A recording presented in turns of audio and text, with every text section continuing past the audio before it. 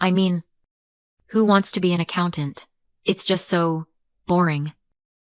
The laughter from my family prickled across my skin. My brother's fiancée, Jessica, smiled, holding her wine glass like a trophy. She's right. My father, Richard, chuckled. Our Sandra's always been the safe one.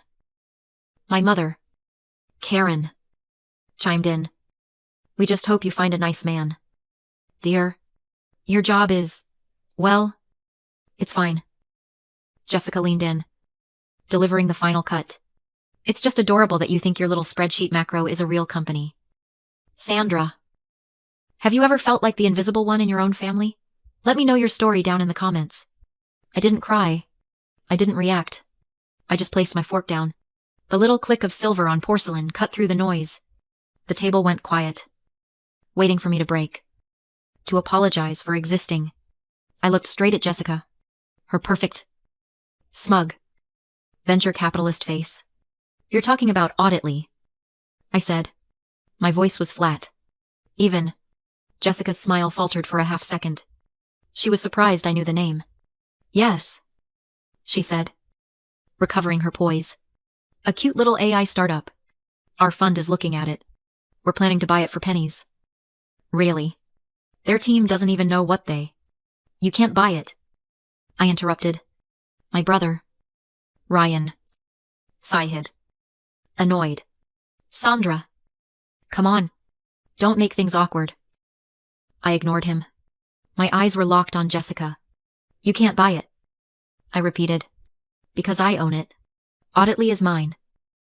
The silence in that $200 a plate restaurant was heavier than the steak. Let me explain my family. They aren't bad people. They're just performers. My parents, Richard and Karen, live for the country club. Their entire identity is built on appearances. Success, to them, is something you can see, a luxury car, a powerful handshake, an impressive job title. My brother, Ryan, is their golden child. He's a flashy real estate broker. He talks more than he works.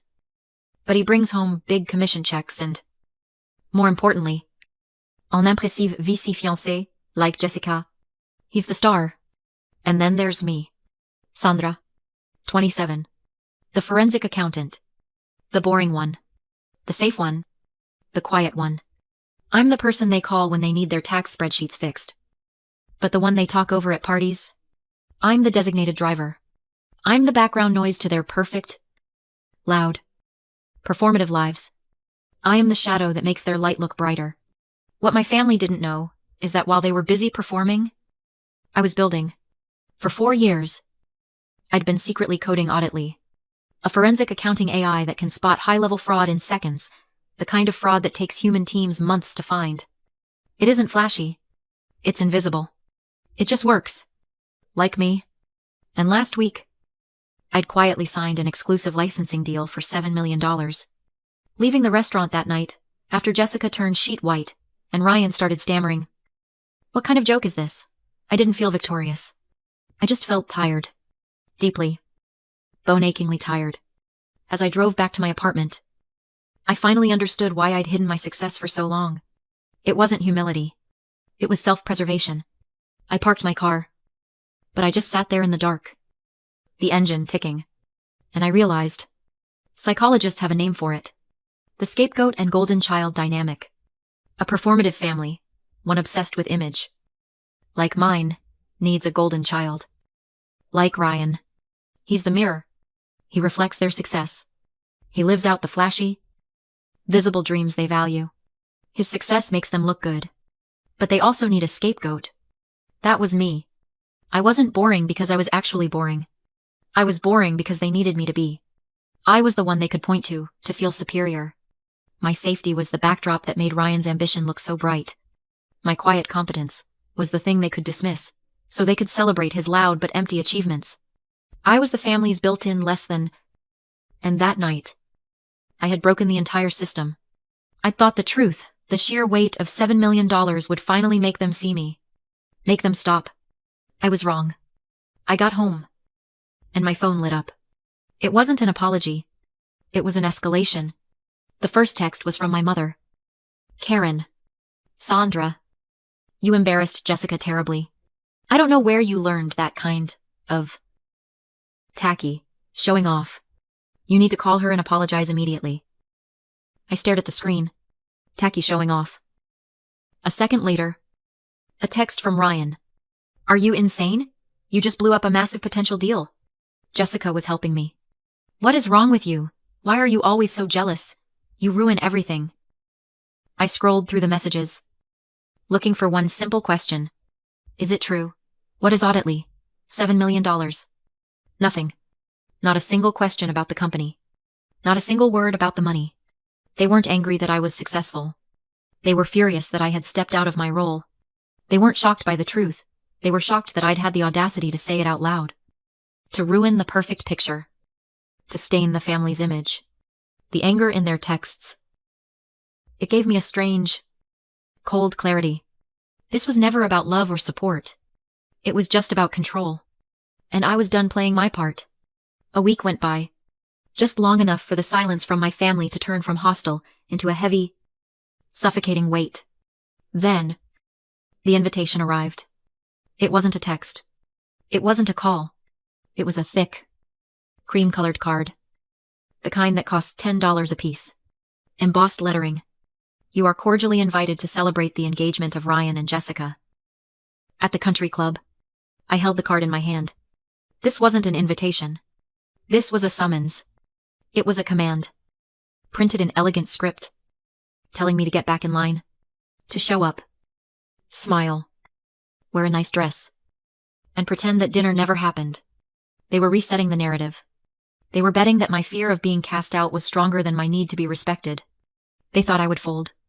They had forgotten who I was. I'm a forensic accountant. I don't get into screaming matches. I don't argue. I out it. I sat down at my desk and opened my laptop. I wasn't thinking about the $7 million. I was thinking about Jessica's smug, surprised face. I was thinking about her words. We're planning to buy it for pennies. Why would she say that? How did she even know about Auditly in the first place? And then I remembered. 6 weeks ago. Purely as a test. I'd sent a very limited sandbox demo of Auditly to a dozen VC firms. Just to see what the real market would do. I sent it from a burner email. Under a fake LLC, Ledger Analytics. Jessica's firm had been one of them. I pulled up my server access logs. My fingers flew across the keyboard. I wasn't angry anymore. I was focused. This was my world. This was the ledger. And the numbers don't lie. I cross-referenced the dates. And there it was. The access logs from Jessica's VC firm. Dozens of attempts. Not just reviewing the demo. They were pinging the firewall. They were running breach protocols. They were trying to get past the sandbox environment and into the core code. They weren't just reviewing my company. They were trying to break into it. But that wasn't the best part. I'm a forensic accountant. I build software designed to catch the smartest thieves in the world. Did they really think I wouldn't have countermeasures? Buried deep in the demo's source code. I'd planted a little trap. A digital canary trap. It was a beautiful, harmless-looking string of code. But if anyone tried to copy, export, or reverse engineer that section, it would secretly activate their webcam and microphone and record the next 5 minutes of their meeting. I navigated to the secure folder. My heart was thumping. There was one file. From 6 weeks ago. I clicked play. The video flickered to life. And there she was. Jessica. In a corporate conference room. Leaning over a laptop with 2 of her senior engineers.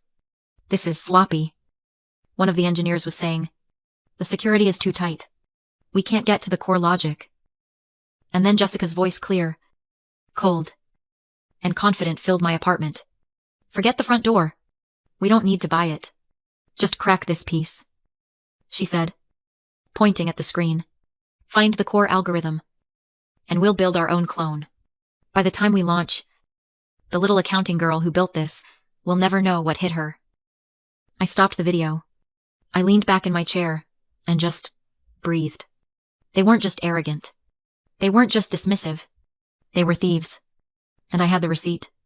The engagement party at the country club was spectacle. I mean, Truly. White orchids were dripping from arches. A string quartet was playing in the garden. My mother, Karen, was gliding around the room, soaking in the reflected glory of it all. I walked in wearing a simple, tailored navy blue dress. Professional. Clean. My mother saw me, and her shoulders visibly relaxed. She rushed over, grabbing my arm in a grip that was just a little too tight. Sandra. Darling, you came, she whispered. Her smile strained. Thank you. Now. Just. Be nice. I won't do anything. Mom, I said. And I meant it. I smiled. I nodded. I got a glass of club soda. I watched my brother, Ryan, and his fiancée, Jessica, stand in the center of the room like a power couple from a bad movie. They started the toasts. My father, Richard, went first, talking about this wonderful new addition to the family and synergy. He didn't know what the word meant, but it sounded expensive. Ryan spoke next. Beaming. He talked about closing the deal of a lifetime, gesturing to Jessica. And then, high on his own performance, he lifted his glass and pointed it at me, standing in the back. And I want to give a special shout out to my little sister, Sandra. The room turned. I just stood there. I know we've had our differences, he said, laughing to the crowd. But I'm just so glad you're here. Sandy. So glad you finally get to see what real success looks like. The applause was polite, but I wasn't listening. I was watching Jessica. She was looking at me, smiling. Not a kind smile. It was a smug, self-satisfied smirk. The smile of someone who genuinely believed they had won. And I realized, this is the Dunning-Kruger effect in a designer dress. It's a cognitive bias where people with low ability at a task overestimate their own ability. They know just enough to sound impressive, just enough jargon. Like AI. Algorithm. Synergy, to think they're experts. But they know so little that they're blind to their own incompetence.